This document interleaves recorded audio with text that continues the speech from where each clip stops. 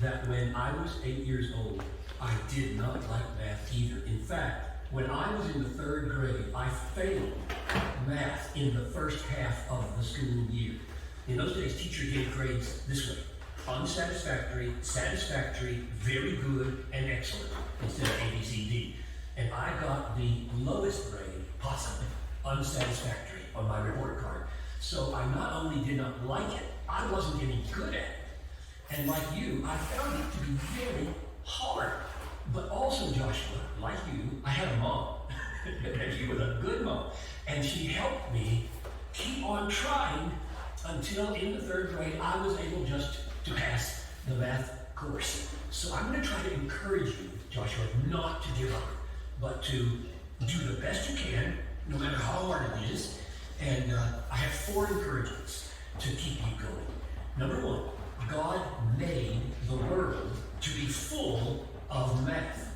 Now you know, Joshua, that numbers are like words. You may not know about it. The word dog stands for a real animal, and we call that real animal by the word dog. But a real dog is not a word, right? It's a real animal. So the word D-O-G, dog, is just a name. It's just a name for something that's real. So words help us talk to each other about what's real. Without words, all we do is point. So words are really useful, even though they're just names. They're not real things, but they name real things. Now, that's the way it is with numbers too, right? Numbers are like words. They stand for real things, or amounts of real things. For example, if you have 2 banana trees in your backyard, which we did when I was growing up, and on one banana... Does anybody have any banana trees in the backyard? Yeah. You do, really? And it actually grows bananas? Is it inside of is it in a greenhouse? No. So you can just grow bananas here? Really? I assumed it would be too cold. That's funny.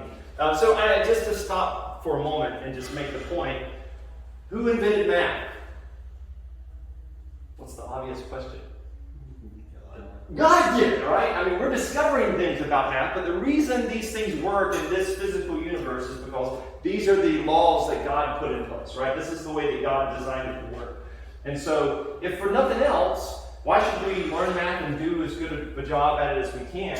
Well, it's because God invented it. And it's actually, we're learning about Him. We're learning about His creation. It's kind of like it says, the heavens declare the glory of God. Well, so does things like the laws that God put in place to try to maintain order in this universe. So I like that point that he made there with Joshua.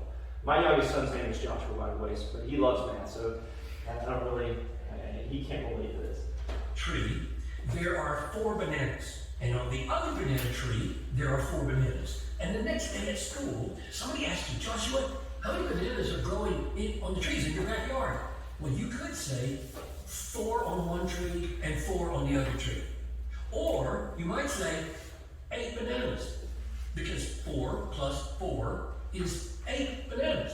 That's math. But those numbers represent real bananas. They're not just numbers. They stand for real things that you can eat and talk about. So God made a world of bananas and dogs and thousands of other real things that you can count. You can put numbers and names on them. That's the kind of world God made. So when we study math, we are trying to understand the way God made the world. This is God's world, and He loves it when His people, including 8-year-olds, study His world and understand it and use it for His glory. Which brings us now to the second encouragement.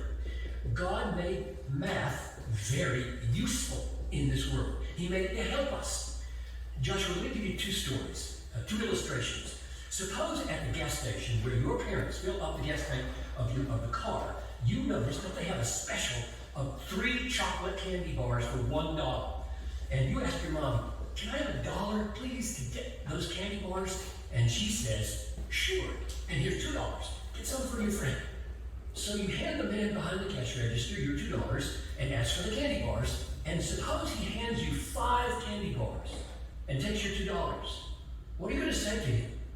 If you studied math in the 3rd grade hard enough, I tried to do, and you learned your multiplication tables, you would know that if you get 3 candy bars for $1, you should get 6 candy bars for $2 because you learned in the 3rd grade that 2 times 3 equals 6. Not Does everybody agree with that? Okay, all right. So we got the 2s and the 3s times 8. 5. And if you didn't learn that, you'd walk out with 5 candy bars instead of 6 candy bars because you didn't know your math. In other words, math is very useful for being happy. In this world, because 6 candy bars makes me happier than 5 candy bars. And the older you get, Joshua, the more important those numbers become. Or here's a more serious story. You are squirrel hunting in the woods with your rifle, and suddenly 4 vicious wolves appear in front of you. Has anybody ever eaten squirrel? No? I thought you were excited. You got bananas and you eat squirrels? Alright. Yeah, I never have either. I've got relatives that do squirrel hunt, but I've never tried. And they show their teeth, and they look like they're going to attack you. And you know you can't fight off 4 vicious wolves and save your life. You might be able to fight off 1 wolf, but not 4. So you quietly check your gun, and you notice that you have only 3 bullets left in your gun. So you do the math that you learned in 3rd grade. If I kill 1 wolf with each of my 3 bullets, then only 1 wolf will be left to fight, because 4 take away 3 equals 1. And my life depends on this math. So you aim carefully and you kill 3 wolves. When the fourth attacks, you're able to use your rifle and smash his head in. Way to go. I promise you, Joshua, math will not only get you candy bars that you should have, math can save your life. It really can. Here's the 3rd. Wow. God made your mom and dad with lots of wisdom. How about that? So For your future life, That's a lot. wisdom that you don't yet have because you're only 8. We'll talk about that in a One of the minute. reasons God gives kids parents is so that kids can learn about life from their parents and avoid hundreds of mistakes. It sounds to me like you have good parents, Joshua, so did I. And they would not let me quit when I felt like quitting because they knew what would be good for me. And I didn't know yet what would be good for me as I grew up. I wanted to play outside with my trucks in the dirt with my friend Sonny. That's all I wanted to do. I didn't want to study. I didn't even want to go to school. I didn't like school in the 3rd grade. But I am so thankful to God that He gave me a mom and a dad who knew what was best for me because I didn't know what was best for me myself. The Bible says, and you know it, children obey your parents in the Lord. And I am so glad it said that, and I'm so glad that I did. Which brings me now, Joshua, to the last encouragement. God made you to show how good and how great He is by trusting Him to help you. And God made me too. And guess what? He changed me. He changed me so that in the 10th grade, I loved geometry. That's a kind of math. Finally, there was a kind of math I really liked. It was like a detective story. You found the clues, and you put the clues together and discovered the solution to the problem. It was like finding out who the bad guy was and putting him in jail. But Joshua, to be honest, apart from geometry, I was mainly afraid of math. And when I finished my final required basic math class in college, I felt like I had run out of a dark tunnel into broad daylight. And for the rest of my life, never have to take another course in math. Hooray! I mean, it felt like a liberation coming out of jail. So here's the point, Joshua. Even though you don't like math today, you might like it someday because you grow and you change. Your brain changes. Or you might not grow to like math, and you'll be so glad when you don't have to study math anymore. And that's okay. God made you the way you are. You don't have to grow up to be a mathematician. But some math is good for everybody. I promise you. So my final encouragement is when your mom and dad say that you need to finish your math assignment, you should say, yes ma'am, or yes sir, and then whisper a prayer to Jesus. Jesus, please help me. I don't want to do this. I don't like to do this, but I am going to do it because my mom says to, and Pastor John says it's good for me, so I trust you to help me. And Joshua, He will. And your trust in Him will show how great He is. Amen. Joshua, thank you for your question. We really appreciate you saying. All right. My computer's totally locked up, so nothing's working like it's supposed to. Let's close that down.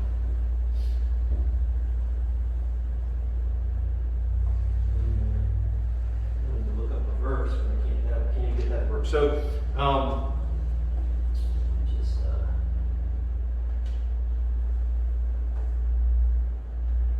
just see if I can do it.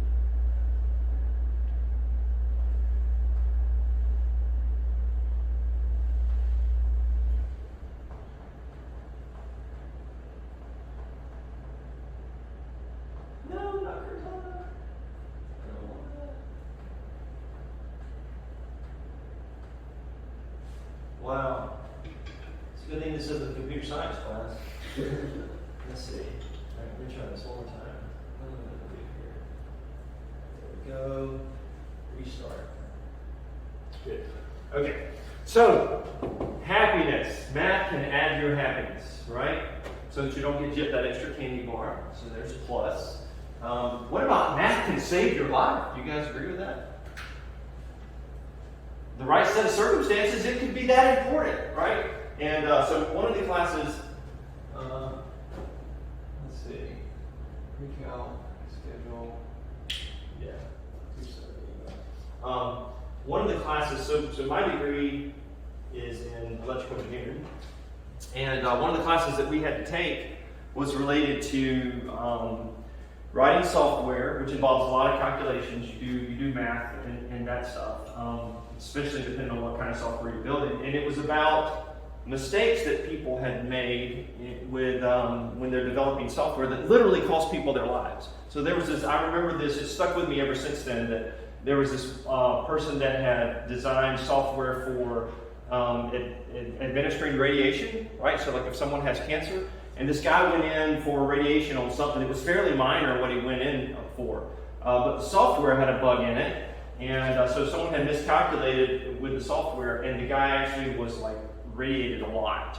And he developed a very serious cancer and died like within a very short period of time after the radiation. So in that example there, I mean, you know, again, these were calculations that were involved in that. The person made a mistake somewhere. And it was just talking about how critical it is that we check our calculations, you know, that we pay attention. So there are absolutely examples where math saves lives. That's never something that I would have thought to tell that kid, but I thought it was funny that he did. But then I like the last point. You're simply obeying authority, right? Whether we want to do it or not, this is something that's required of us. And the scripture says, I was trying to find a specific verse, but it talks about how in Colossians 4, I believe it is, how we are to, actually it's the end of Colossians 3, that how we are to serve those that are over us, and we do it in such a way not as with eye service. In other words, while you're whoever you're under the authority of, while they're looking, but you serve them as serving God, right, and not man. And so maybe that'll sort of set the tone, right, for what we're doing. We do our very best in all that we do, which is required of us, because ultimately we want to honor God in that, right? And so that's what I hope we'll do as we study Precalculus. Every aspect of your life, that's the way that you should attack whatever it is. Try to do it for the glory of God, and that really makes all the difference. Because whether you excel at math or whether you don't, if you do it for the glory of God, then you've done it the right way, right? Did everybody get the syllabus? I sent it out electronically. Did anybody not get it? Let me ask that question. Does anybody? They're not really sure if they got it or didn't get it. I see some kind of blank faces here. So, all right. Well, you do have a syllabus. All right. Let me just double check that, and I'll pull it up here so you guys can see it. Make sure that got sent to everyone. So.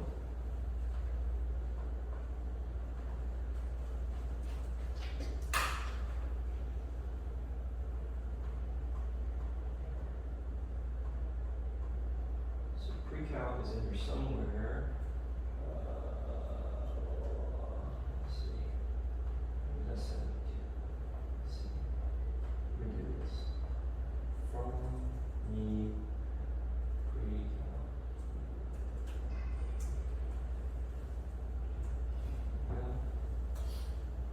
Alright, so I sent an email, and I'm guessing that all of you guys are on here.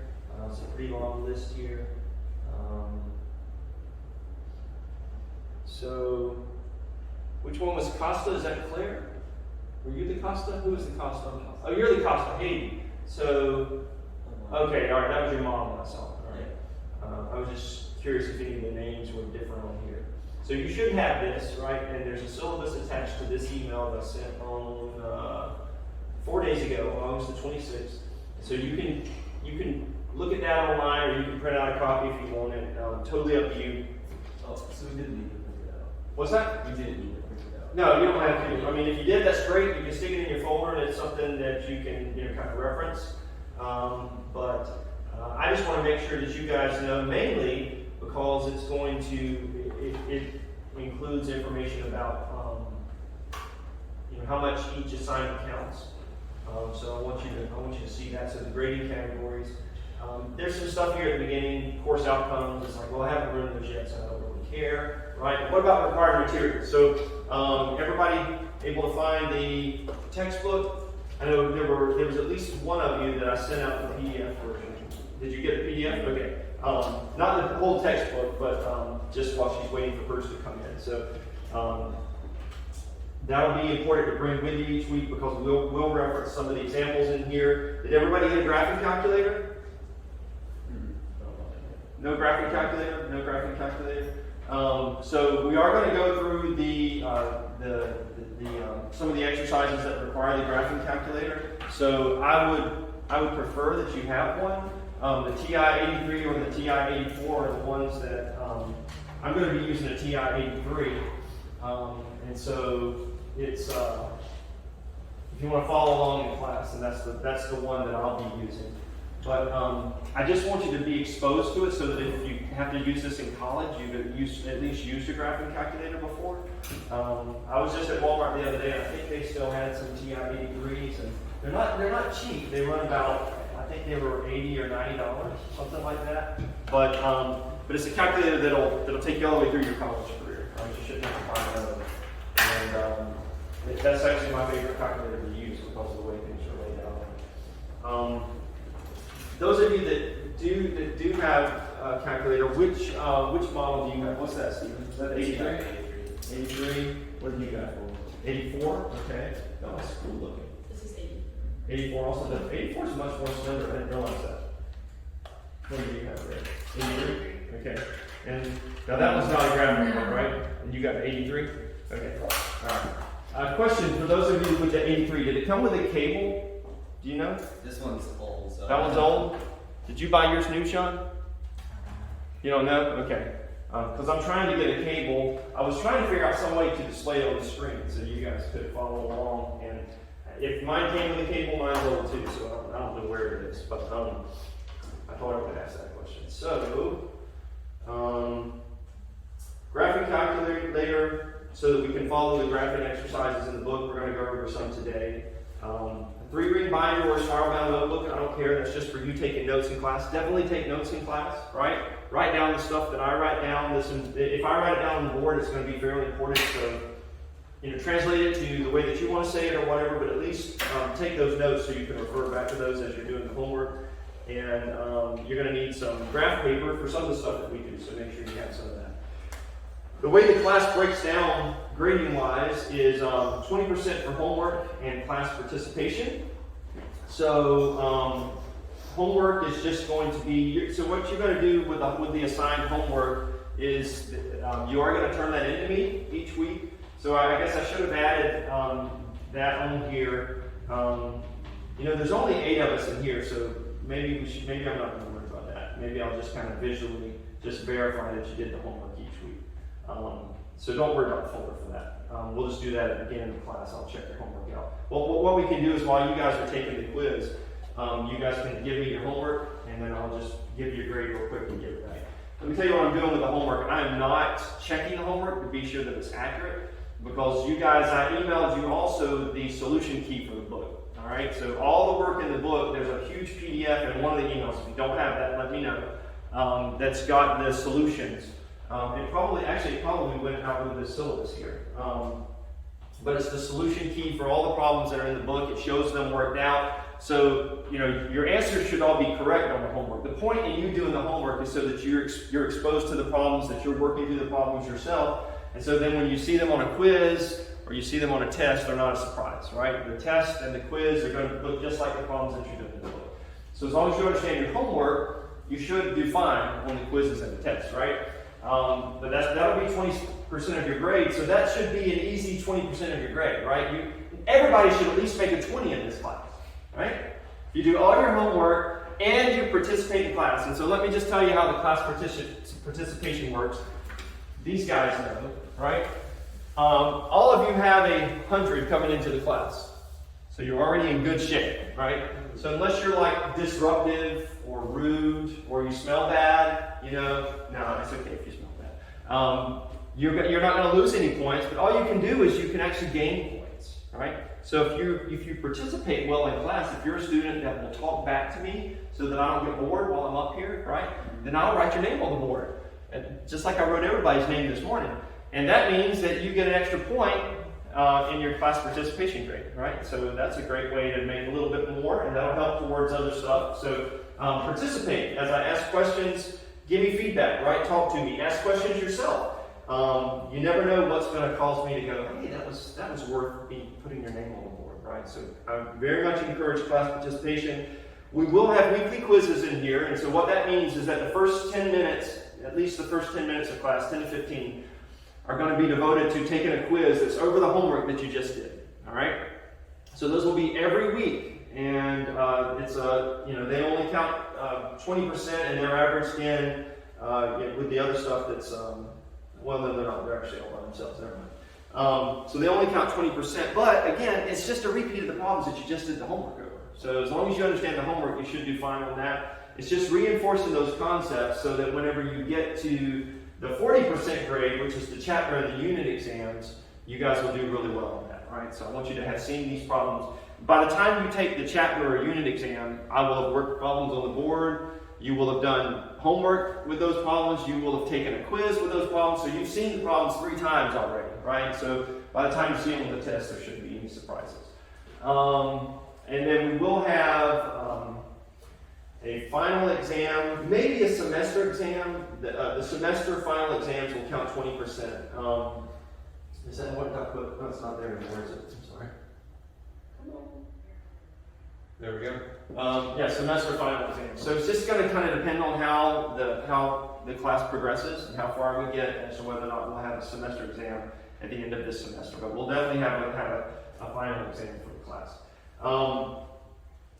Let's see. Homework. There's a note in there about some free tutoring. This book, the book that we're using, Precalculus with Limits by Ron Larson. There's actually CalcChat.com. There's free online tutoring for this specific book. So you can go and you choose your specific book and you can ask questions. So that's there, free of charge. Anytime that you catch me here at school, if you've got a question or whatever, I'll be here during lunch, right? So immediately after this class, if I'm here before class and you want to get here a little early, in fact, I can make it a point to get here early if you send me an email and say, hey, I'm struggling with this, can I meet 10, 15 minutes early? So I could do that. Or you can talk to me at lunch and we could go over something if you're struggling with something. I'll also offer tutoring, $40 an hour. I think that's pretty standard with the different math tutors that are here. So if you need extra one-on-one help, then that's available. We can do that online and schedule a time for that. So just reach out to me, you or your parents, to find out about that. Weekly quizzes, since we're doing those at the beginning of class, don't be late to class, right? Some of you were kind of trickling in this morning, and I know that's the first day, so you're trying to find out where the class is or whatever, but we're going to take those right at the beginning. And we just don't have time to wait for someone to come in, right? We've got to get to the material that we're going to lecture on that day. So make sure that you're on time so that you have plenty of time to take the quiz. If you show up late, if you're 5 minutes late and I'm giving you 10 minutes for the quiz, then you've only got 5 minutes to take the quiz. And I don't want that to happen to you. Let's see. Chapter unit exams, blah, blah, blah. They'll be taken in class. Usually be taken in class. And I'll be honest with the exam stuff. I'm gonna kind of play that by ear. Some of the exams I may send home. It's just going to depend on how we're doing on time as far as whether or not we take up the class. The semester and the final exam will definitely be in class, but I'm not sure about the other ones yet. let's see. Exam dates for the semester are on the course schedule. So I've put together a course schedule, but I haven't given that to you guys yet. So I wanted to see how things went today and how much you guys interact, how much progress we can make, so I could adjust that accordingly. So I'll try to send that out by the end of the week. Cumulative final exam, students who submit all homework on time and mostly complete. Why do I say mostly complete? Well, you may hit a problem that you're like, I really don't understand this problem, right? And that's fine. So if I can see that you're doing your homework every week, then that's going to count as 5 bonus points on your final exam. So that's huge, right? That means you can at least make a 5 for the final exam. So, right? It's better than 0. All right, quiz, homework, and questions. So we'll try to begin the class with the quiz, and then any questions that you had over your homework, and devote 20 to 30 minutes to that. And then we'll teach new stuff for about 60 minutes. So that's going to kind of be the layout of the class. I've got at the very end, I'm sorry, I'm thinking you guys are looking at it, you're not. So there's the information about that, the structure of the course. At the end of the syllabus, I've got the Larson Precalculus website, which is another way that you can get to that calc chat thing that I was talking about. Just make sure, like it says here, that you select the appropriate textbook. It should be Precalculus with Limits, AGA 6E. This is the 6th edition, is what the 6E is for. There's also Khan Academy. Everybody used Khan Academy before, right? That's an option online. And then I came across this. I've never used it. I just played around with it a little bit. Microsoft Math Solver, where you can enter in a problem and it'll solve it for you. So if you're struggling with one and you want to see how they work it out, then that's an option as well. So any questions about syllabus? Is everybody clear on expectations, right? You're typically, as far as late work goes, late work's not accepted. We can't do that. It puts more of a load on me, it puts more of a load on you, right? And so I understand there may be extenuating circumstances at times, so if there's an excused absence for something, we'll work with that, right?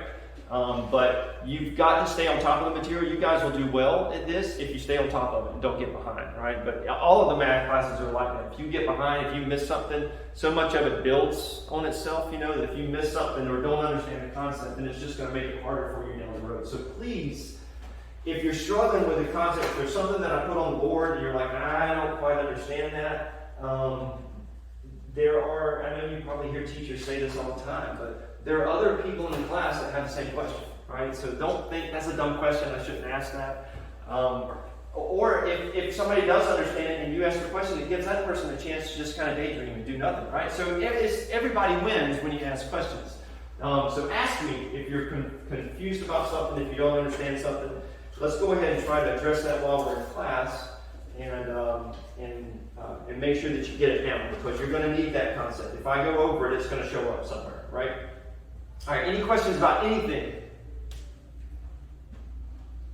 No? All right, I have yes? Okay, I have a request for you. I want you to tell me one thing about your summer. I don't care what it is, all right? You can tell me somewhere that you went. You can tell me we didn't go anywhere, right? You can tell me I had COVID. You can say we got a new dog. You can say we didn't get a new dog. I don't care, right? Just tell me something about you. It's kind of our icebreaker portion. So Stephen, why'd you call me first? Stephen looks not ready. Sean, are you ready? You're not ready either. Is anybody ready to tell me one thing? Okay, tell me 1 minute. You're Danielle? Yes. Okay. So every summer we go to kids camp in Tennessee and we ride our horses. Okay. So that's what we did. Okay, We were cool. there for 3 weeks. 3 weeks? Wow, with the horses. Okay, that sounds pretty cool. Nice. All right. How about anybody else? Yes. In June, I had a church camp, went to Tennessee, did whitewater rafting, and then last week I went to St. Augustine in Florida for a week and did a bunch of stuff there. Okay, cool. Was it your first time whitewater rafting? Yeah. Okay, I've never tried that. Was it fun? It's really fun. Yeah. Definitely. Excellent. What about St. Augustine? You've been to St. Augustine before? Yeah, it's my 3rd time going. Yeah. It's like got a lot of cool stuff. I like St. Augustine. It's one of my favorite places to go It's not as far as just like the beaches. beachy area, because there's so much to do there and it's not super crowded. Yeah, it's not like just beaches, like there's some nice beaches there, but there's like also stuff to do the historic downtown. Yeah, right. There's a lot to All the see. history stuff. Yeah, cool. Very cool. Who else wants to volunteer? All right, Steve. I went on a missions trip in July. We went down to Mexico in Juarez. We just did construction there. Okay. Did construction. Nice. What did you build? What did you work on? It was a church. We did a bunch of stuff inside, windows, lighting. We made a whole new parking lot out of gravel there. Huh. A bunch of different stuff. Yeah, cool. Okay, that's pretty cool. Diego, speak of anything? I went to the beach with him. Okay. Other friends. Where did you guys go? Panama. Panama City? Okay, gotcha. Did the Blue Angels fly over? No, okay. They're not far from there, so we've seen them before when we've been in Panama City. William, what about you? I went to an Antigua Barbuda for 3 weeks. Really? Okay, that's pretty cool. All right, let's see. So we've got, sorry guys, I'm still working on it. Adeline? I work. You worked all summer? That's great. So you got a big fat bank account right now, right? Oh yeah, that. Are you saving up for anything in particular? Or, yeah? College. A car? Oh, college. Okay, yeah, gotcha. My son's saving up for a car. He just got a job. So yeah, college is on there as well. But I was like, well, I got to be able to drive when I'm in college. So that's at the top of this list of one. Wait a minute. I just looked at it. Oh man, Claire. Yes, Claire. I went to Universal, Disney, Okay. and then I worked. Yeah. And then you worked. Okay. So anything new at Universal and Disney? I haven't been there forever. Okay, Universal has a new ride. It's Okay. like Jurassic World. Or Yeah? Yeah. You were in, so you were like in those little bubbles and you rode around? No, Oh. it's based off of that. It was really fun. Okay. Yeah, that was their new one. Very cool. You didn't get eaten by a dinosaur, so No, I I have to didn't. take your wings. All right, excellent. Wow, I didn't even think about me. What did I do over the summer? Anything cool? We went to a huge air show. It was actually right at the beginning of summer. It was really before summer started. But my son is a student pilot, and so we went to this air show called Sun and Fun down in Lakeland, Florida. And it was like a week-long air show. It's the first time I've ever been to a big one like that. And there were like cool planes. It was just kind of cool to camp there, and so you would wake up to some fighter jet flying over or something every now and then. So that was kind of neat. And yeah, I just kind of prepared for you guys, right? I need you guys to be ready for classes most of my summer. All right, cool. Well, let's get started with chapter 1. You can open your book up if you want to check that out. Claire, I know you don't have yours yet, so it's not absolutely necessary that you have it. But I am going to go through some of the problems, so if you want to look along, that may be helpful. The slope of a line. We need to talk about that first. So, what is the slope of a line? You guys studied the equation of a line before and know what the slope is. You familiar with that term? Right? You know the equation? Y equals mx plus b. So that we are going to talk about that. That's the slope-intercept form equation for a line, right? And so, what represents the slope in this equation? Remember which variable represents the slope? It's n. Yeah, exactly. So, so that's worth it. See how easy it is to get your name on the board? That was super easy. Good job, Hayden. So L represents the slope there, but what is the slope? So slope, if I have a line like this, right? The slope is the ratio of the rise portion, right? Like how it goes up over the run portion. So how it goes from left to right. All right, so rise over run. So if we were to write the definition of a slope down, it would be m equals y2. So if we had 2 points on here, if we think about a point being here and a point being here on our line, let me erase these so we can see it. And we had a point here that was x1, x1, y1. And then we had a second point, which was x2, y2. Then the slope would be y2 minus y1 over x2 minus x1. So basically the difference of the y's over the difference of the x's. Okay? If you reverse the order of this, you could do that. That would be fine, as long as you stick with the same point first. So y1 minus y2 over x1 minus x2 would also give you the slope.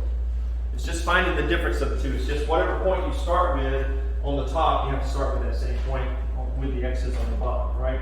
And so another way that you may hear this phrase is it's the change in y over the change in x. So all of those would be valid definitions for slope. So I just want to make sure that you know how to calculate it. That's the bottom line for me. Now, if we have these equations here, what scenario would give us a slope that is undefined? Any idea? What can't be true? What can't happen if this is our equation for a slope?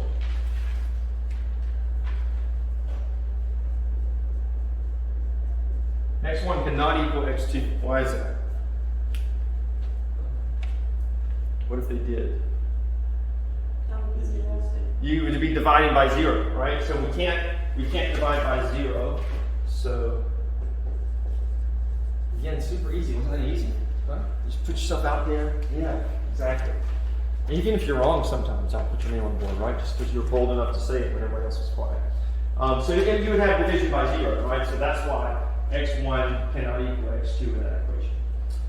That's the only thing that you have to worry about when defining the slope. So slope is undefined if x1 equals x2. So let's do an exercise. Let's do an example, in the book. Real quick here on page number 4.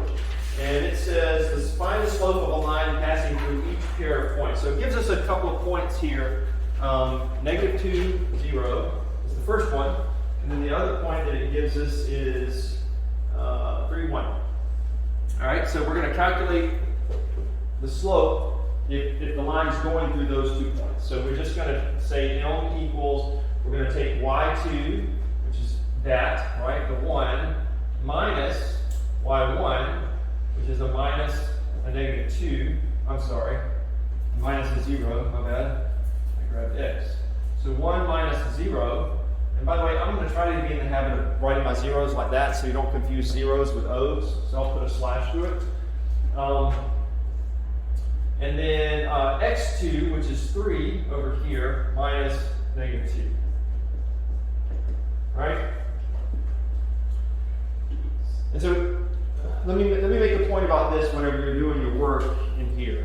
Always show me your work. Yes? So then the bottom was just really just b plus 2 because it's a double negative, right? That's right. That's exactly I was right. trying to check it right now. Yeah. So I want to. So thank you for pointing that out. That's exactly the point I was going to make.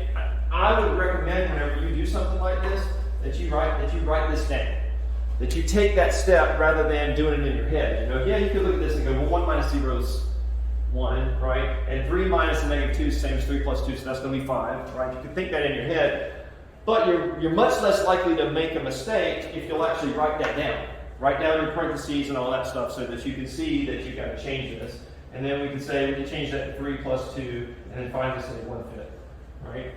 And so there's 2 reasons why I would like you to write that down. One, because I saw this with my sons, right? I taught all of them math at home, and they always did this. They would try to shortcut and go directly to it, and they would make a math mistake, a dumb math error somewhere along the way. So this will keep you from doing that if you take at least that step there. Number 2, if you write this down, I know that you know how to calculate the slope, right? I see that you plug the right numbers in, that you get the concept, and so I'm going to give you partial credit even if you get the wrong answer, because I see that you understand the concept. Because that's really what I want you to get out of this, right? I want you to understand how to do it. I'll count off like a point for a dumb, calculator error. But does everybody see how that would be the answer for slope? And that's the other thing I'm going to ask you to do whenever you're doing your work. Circle or put a square around your answer so that it's clear to me that that's your answer. Okay?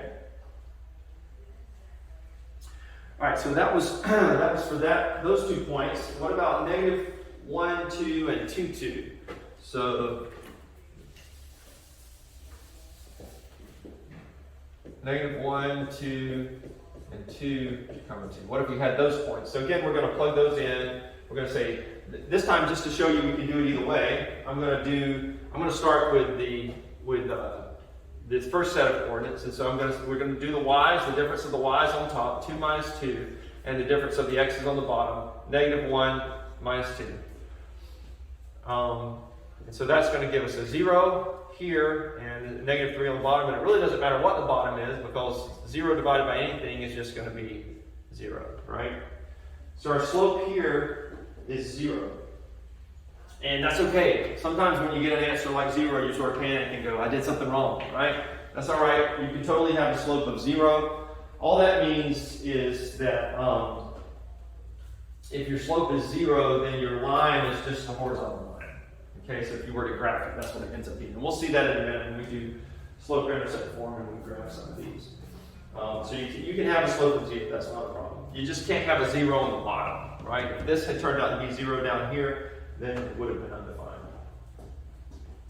And then finally, 0, 4 is another one. They give us 0, 4 and 1, negative 1, sorry. And so m equals, we're going to do, I'll start with this one this time. So negative 1 minus 4, right? That takes care of the y's for us. And on the bottom, 1 minus 0 for the x's. And so we've got negative 5 on the top and just a 1 on the bottom, which is just going to be negative 5.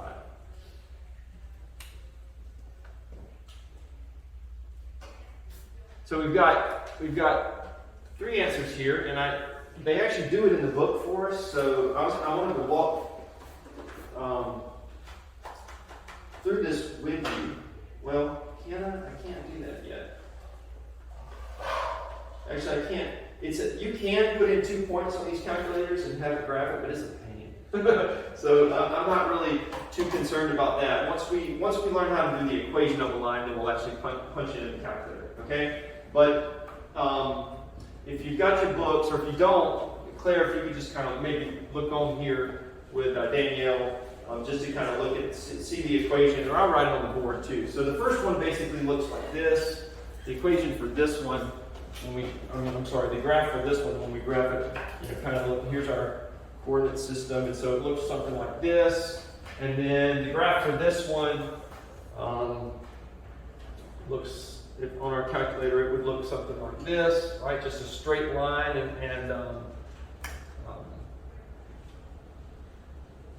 yeah, we don't know. Well, with the straight line goes through 2. This is point 1. This point is 1. This point is 2 on the graph. This would be 3 up here. And then this graph down here would look like.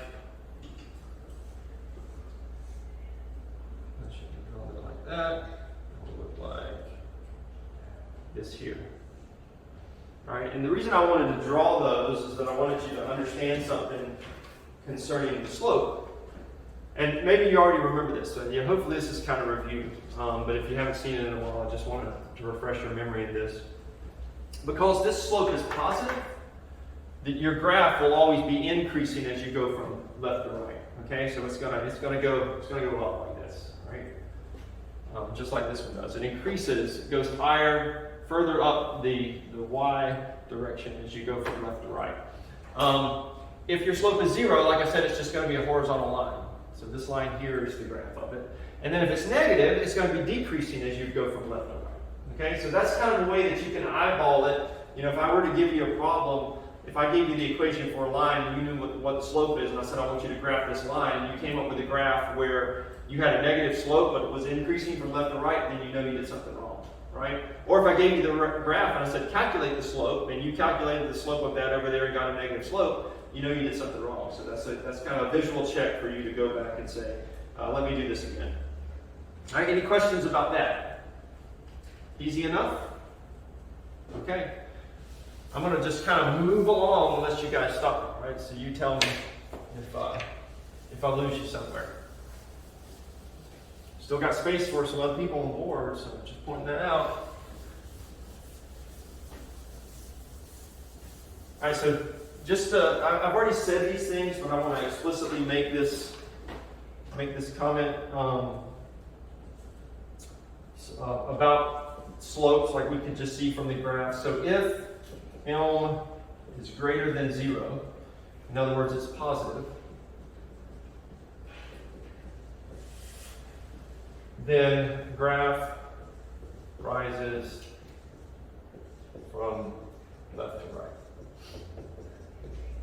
right? So make sure you know that. If instead m is less than 0, so a negative, it will falls from left to right. Right, the graph will.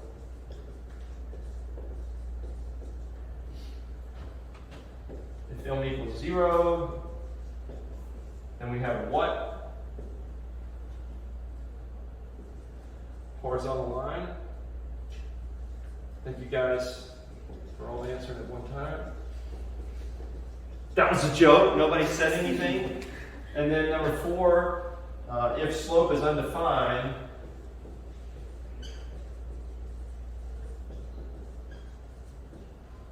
if slope is undefined, then it is a vertical line.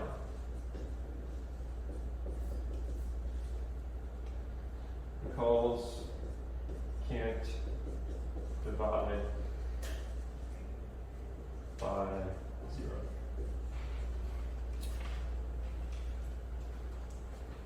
And that should make sense to us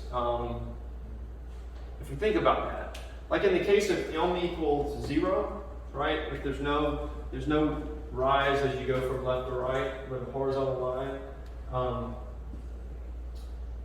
It makes sense because let's say I put some. This is kind of we'll do it like that. So we've got -3, -2, -1, 1, 2, 3. We got 1, 2, 3, 4 here for this line. And if we think about that, all right, if I plot a point right here on this line, what's the coordinate for that point? -3, 3. So -3, 3. Right? -3 on the x and +3 on the y. So what if we do another one? Let's plot this point here. What point would that be? +1, 3, right? Let's do another one. What about this one? 3, 3, right? So we see there's a commonality between all these points, and what are they? Y is always 3. Y is always 3 in all of those. And so it makes sense then that slope would be 0, because no matter what the number is in the front here, right, if I take 2 points and I calculate the slope, it's always going to be 3 minus 3 for the top part. So I'm always going to get, it doesn't matter what's down here, I'm always going to get 0 on the top, right? And some other number on the bottom. So my slope's going to be 0 when it's a horizontal line. Well, think about a vertical line. If I have a vertical line, it's going to be the same sort of scenario, right? Where we got a vertical line passing through 2 here.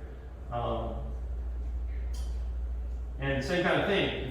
If we plot some points on this line, like here we would have the point 2, 3, and then let's say we plotted one right here. The point's going to be 2, 0. So with a vertical line, all of the x coordinates are going to be the same, right?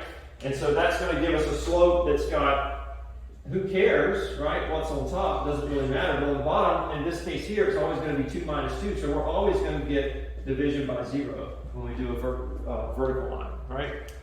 And so that's why an undefined slope is always a vertical line. Does that make sense to everybody? Mm-hmm. Yep.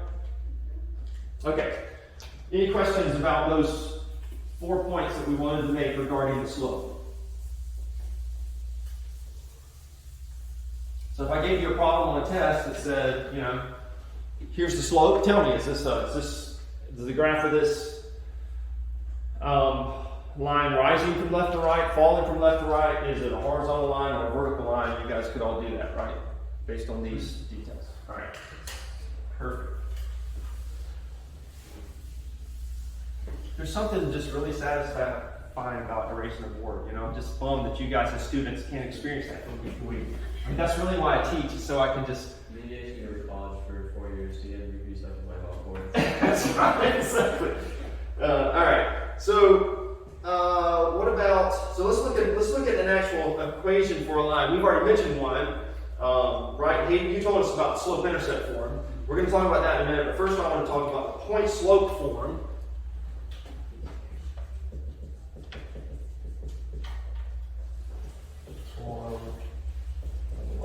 Okay?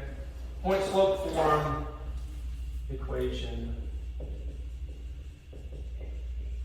of a line. All right, so what does that look like? It looks like this.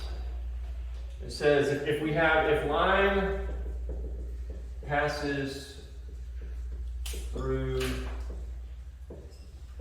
point x1, y1, and has slope m, then the point slope form of the equation of a line is y minus y1 equals m times x minus x1.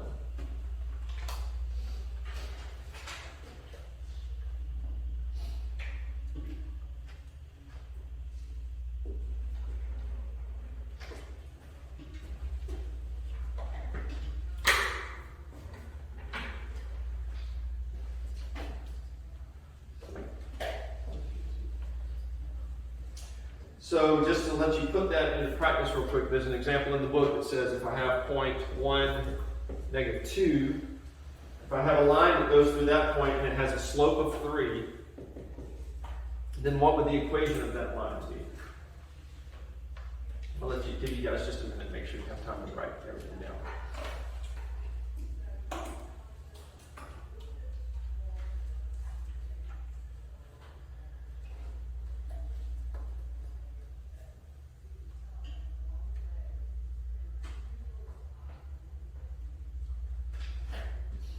So if we have this information here, and we want to know the equation of a line, all we got to do is plug that information in. It's super simple. So we just take this equation here, and so we say y minus y1, which is negative 2, equals m, which is 3, right, times x minus 1. All right? Now, what again, on a test or on a quiz, it wouldn't hurt to take the time to write that first. Because if you write that first for me, then I know immediately, it's like, okay, they know the right equation to use, right?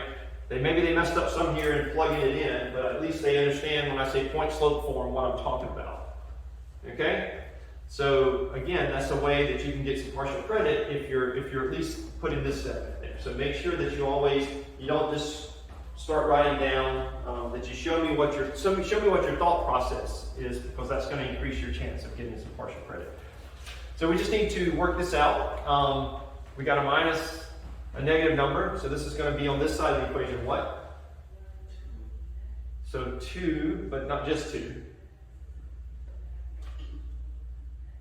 It's going to be y plus 2. Right? You were thinking that. I should just say the whole thing. Yeah. So, and then if I go ahead and multiply this out, So it'd be 3x minus 3.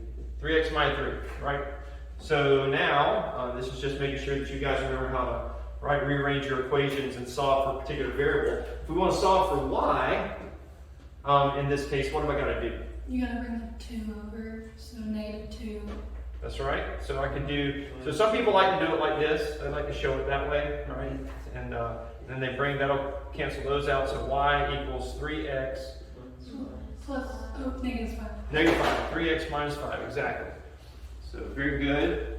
So Stephen and Danielle have participated. I like it. Nice job. See, even though Stephen didn't tell me exactly what I wanted, he still got his name on the board. So he put himself out there. Does everybody agree with this? Yes. All right. So that, as it turns out, is slope-intercept form. Did you see that? So you can start with the point slope form, and you can figure out the slope-intercept form with that. So that's going to be pretty important, because sometimes, if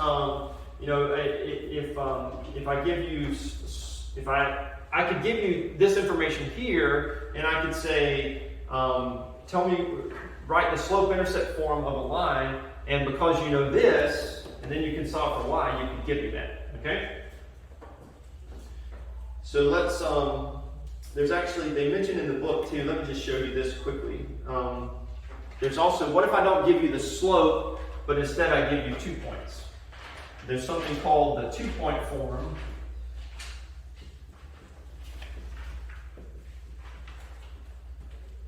of the equation. I'm going to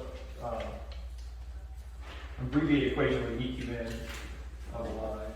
So the 2-point form looks like this. You know how to define the slope, right? What did we say the slope is? If we have 2 points?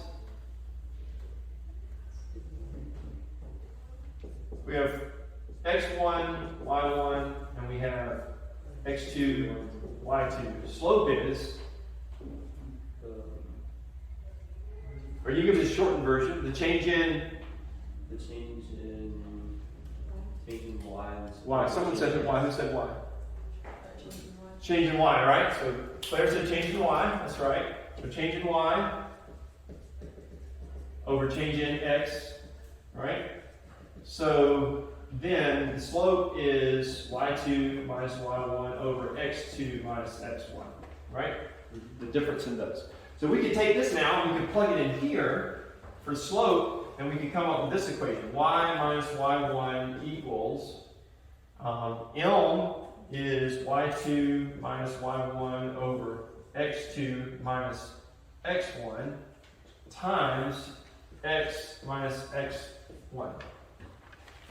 And so, if I gave you a problem and instead of giving you a point on the line and the slope, if I instead gave you 2 points, you can still figure out the point slope form of the line by using this equation, right? And you can either just stick all the numbers in there, or you can calculate the slope separately, right, using those 2 lines, then plug them into this and use that equation. Did that thought process work?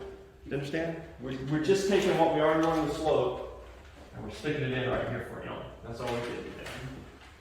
All right, let's see how we're doing on time. Let's talk about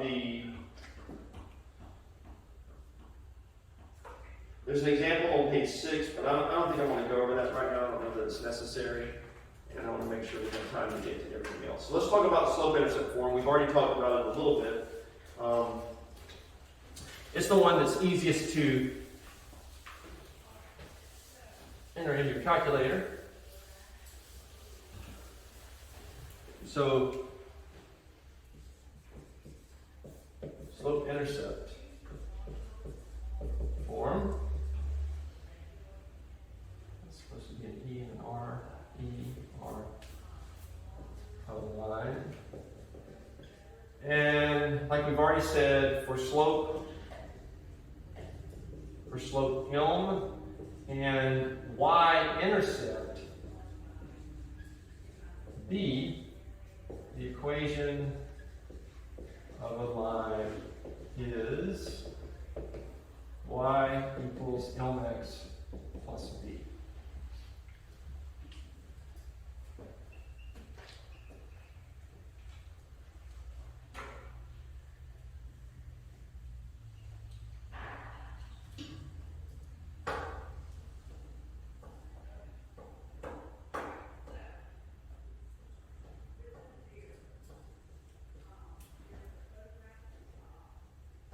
Now, when I say y-intercept B, what do I mean by that? B is where the line intersects the y-axis. That's right. So where it intersects the y-axis is B. So what that means is, point 0, B, right? Because where it intersects the y-axis, x is going to be equal to 0. Point 0 B is on the line. Does that make sense to everybody? All right, that's where it intersects the y-axis.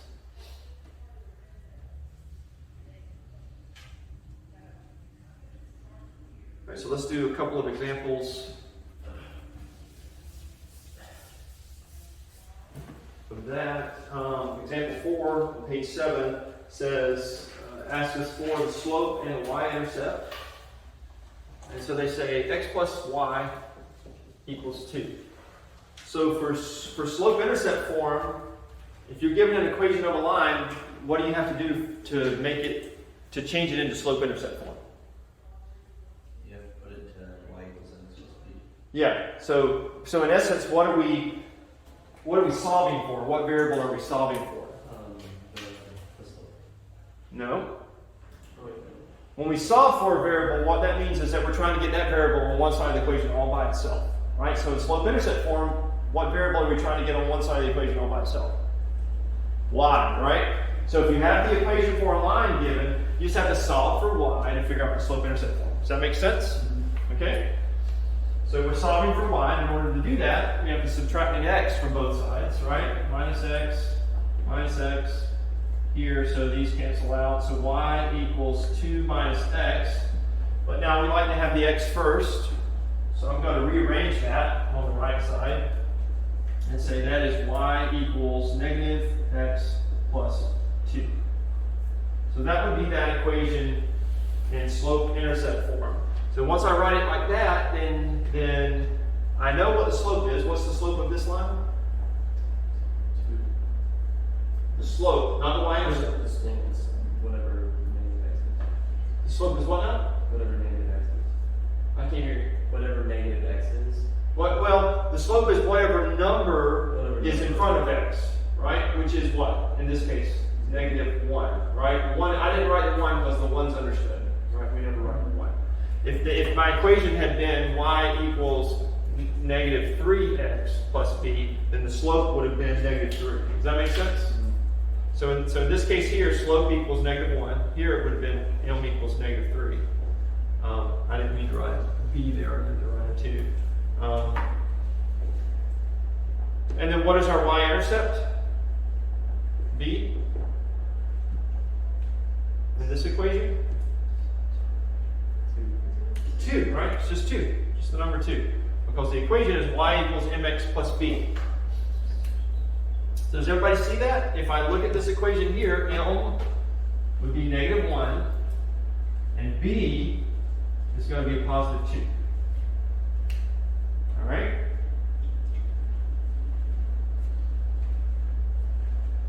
And that's what the question was: determine the slope and the y-intercept. And so the way that we would do that is we would solve for y. And then it says describe its graph. So if I asked you to describe its graph, if I didn't ask you to draw it, but if I asked you to describe its graph based on that, what could you tell me about the graph? You should be able to tell me 2 things.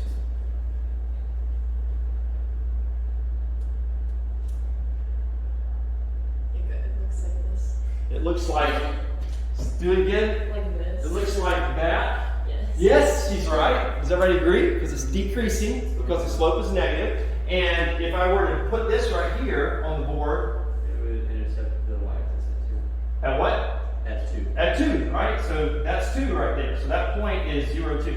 So you could tell me that it would be a decreasing graph. It would be falling, right, from left to right. And you could tell me that it intersects the y-axis at 2.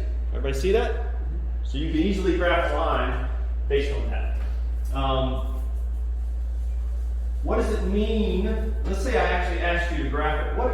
What is, and maybe I should have done this earlier so that you were very clear on it. But let's say I ask you to graph a line, and you have the equation y equals negative x2. You know that it's going to cross through this point, right? So we know that point's on the line. How do I find another point on the line in order to figure out what the graph would look like? You just go down like negative 1, so you're just going down by like 1. So like if you're on the graph right here, you get a point go like this, and then go down to the next point. Go down, okay, yep. So this is what he's saying. So negative 1, would everybody agree that negative 1 is the same as negative 1 equals negative 1 over 1? Right? So you can have a negative 1 on the top and a 1 on the bottom.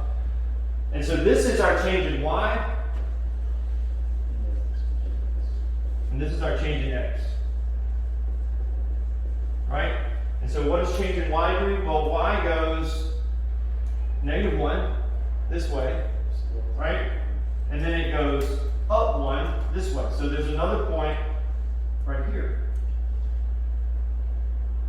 You could also say, since negative 1 over 1, that could be negative 1 over 1, or it could be 1 over negative 1, right? So you could say it's going to go positive, it could be a positive y from here, positive y. Let's see, here we did a negative y. No, I did that wrong, didn't I? I'm sorry. positive y and a negative 1 is what we did. What if I did a negative y? That would be a negative y, and then a positive 1. That would have been valid as well, right? So both of those points are on the graph. So I could, all I needed really was 2 points to draw it all out. But that would be my equation for a line, right? And I could actually check that out to make sure that I did it correctly, because what's the coordinate? What are the coordinates for that point there?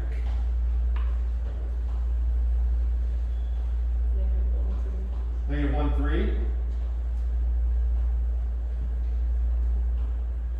I heard it was a girl's voice, and so I can't put the name on the board because it's already there, right? So negative 1, 3, and then this point here is 1, 1, right? So how can I verify that those points are really on the line? Well, I could just take those points and I could plug them into our equation and see if I get a true statement. So our equation is y equals negative x plus 2. So if I plug in the y here, which is 3, equals negative x, which is negative 1, negative 1 plus 2. And so 3 equals 1 plus 2, 3 equals 3. That's a true statement, right? So if we chose the correct point, then that'll always be a true statement, right? All right, let's see what our other equation was. The other one was y equals 2. So that one should be a super easy one. What kind of line is y equals 2? Say it again? It's horizontal. It's horizontal, right? So it goes through 2 right here. That would be the graph of that line.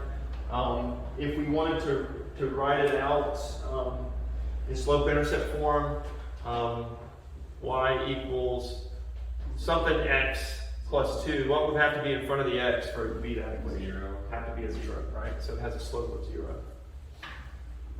So that would be the equation in slope-intercept form with the slope explicitly listed there. It has a slope of 0. Any questions about any of that?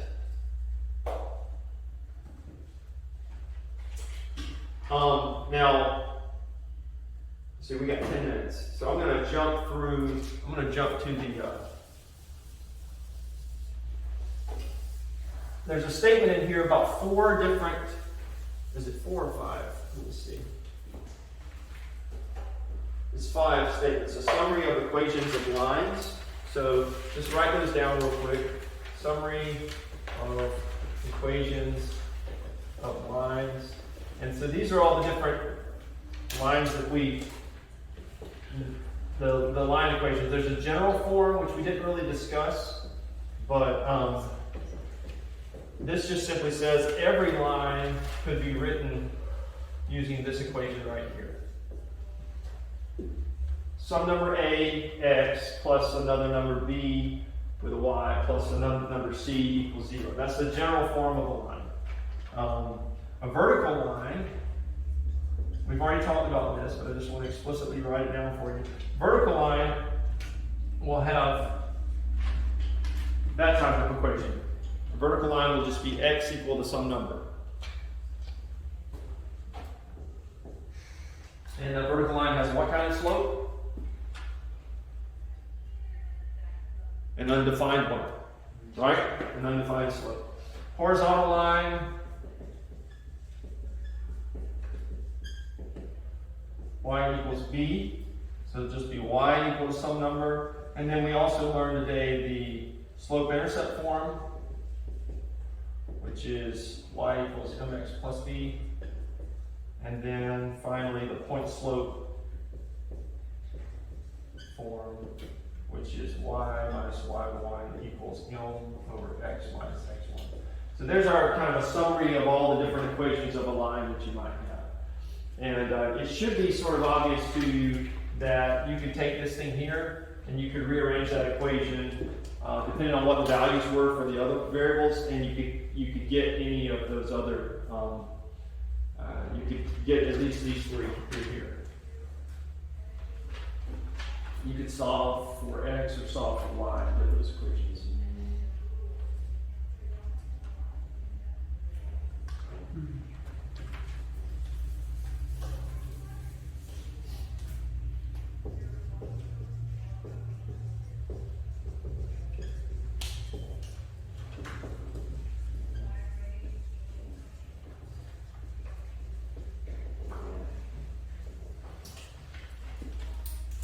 All right, two final comments.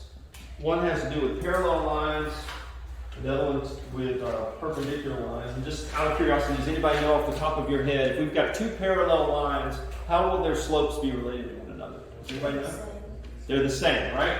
So two distinct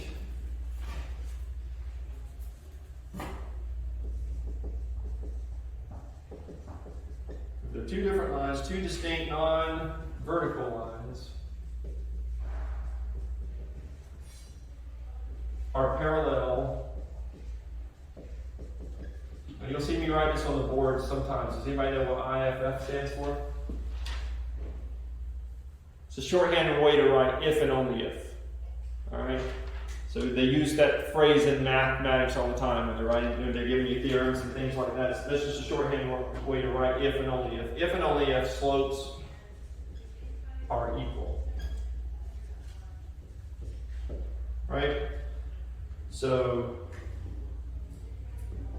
if L1 equals L2, then parallel. That's a shorthand way to write parallel. Just drawing two parallel lines together.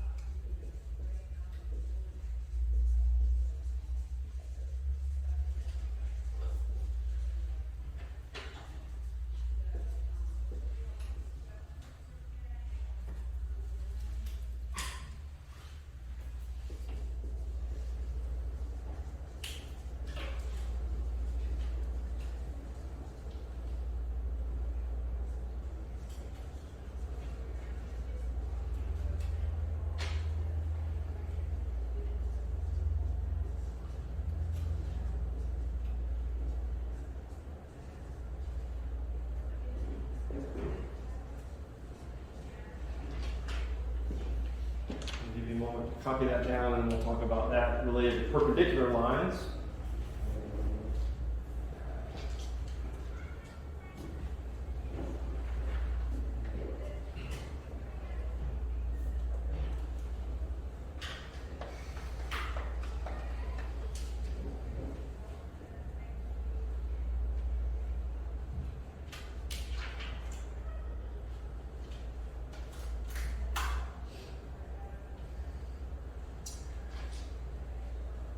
All right, so if they're perpendicular lines, then the slopes are the negative reciprocal of one another. So whatever the slope of one is, when we, the reciprocal, is that mine? I don't know which one's mine. Is that one mine? No, it's not that one. Right, the reciprocal of fraction 3/4 is 4/3, right? So you just flip the fraction. So if you have a slope of a line, if the slope of your line is negative 2/3, then a line perpendicular to it, so M1 equals this, then a line perpendicular to it is going to have a slope of positive 3/2. You just flip the fraction and change the sign. Okay? So let's do a real quick example and then we'll be out of time. This is on page 10, it's example 7. And it says, find the slope-intercept form of the equation of the line that passes through the point 2, -1,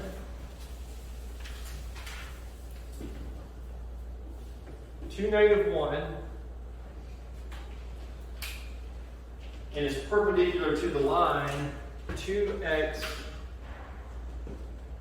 minus 3y equals 5. All right? So we know it passes through that point, and we know it's got to be perpendicular to this line. So, any thoughts on how we would attack this problem? What's the first thing that we would do? Yes? Do you have to rearrange it so it's y equals? So let's rearrange this. That's exactly right. Let's solve for y. So that turns out to be negative 3y equals 5 minus 2x. Right? If we bring the 2x over. To get rid of this negative 3 here, what have I got to do? You have to divide all of them by -3. Divide everything by -3, right? So -3 here. So this becomes y on this side, and on this side we got a negative 5/3 plus 2/3 x. I'm going to change the order of that because the slope-intercept form looks like this. So did I lose anybody when I did that?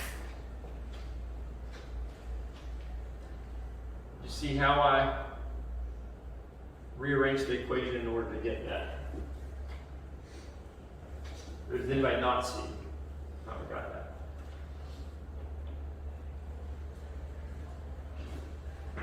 So this is my slope of the first line. So M1 equals 2/3. But we're trying to find the equation of a second line that passes through this point and is perpendicular. So what does the slope M2 have to be if that's M1? Yep. Negative 3/2, right? So M2 has to be negative 3/2. So how do I figure out what am I missing? So now I can write down this equation here, y equals negative 3/2 x plus b, but I haven't found b yet. Does anybody know how I would find b? Yes. Don't you plug in the 2 for the x and the negative 1 for y? Exactly. They gave us a point on the line, right? And so let's just plug in those values for x and y and then solve for b. So for y, we would put a negative 1 in here. Negative 3/2 x will be a 2 plus b. So our 2's will cancel out there. So we got negative 1 equals negative 3 plus b. And we're going to add a 3 to both sides, right, to solve for b. So 2 equals b. So now I have my slope-intercept for that line. And so I just plug that back into this equation here, and I'll have the final answer. Y equals negative 3/2 x plus 2.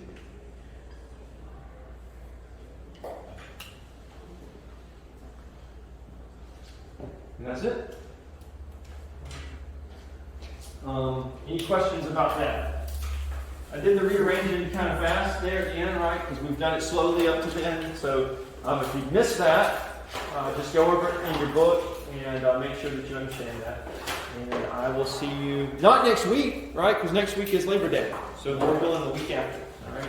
Everybody have a good Labor Day.